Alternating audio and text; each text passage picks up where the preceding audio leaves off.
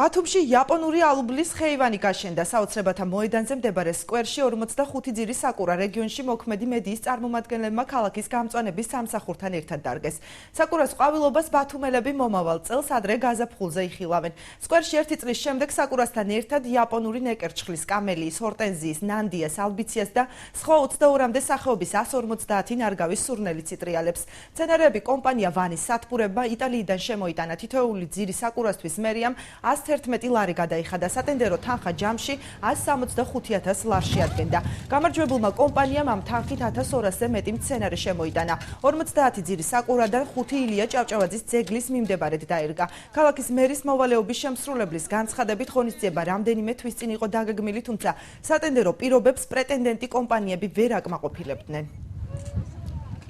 ხშირად იყოლა საუბარი, ყველა ერთობლივად თუ გავთ, ჟურნალისტები არასდროს არ ყოფილა ასეთ აქციებში ჩართული. ამიტომ მე სიამოვნებით თქვი, რომ ჟურნალისტებმაც მიიღოს მონაწილეობა და ეს ძალიან კარგია ერთობლივად როცა ვღებულობთ მონაწილეობას.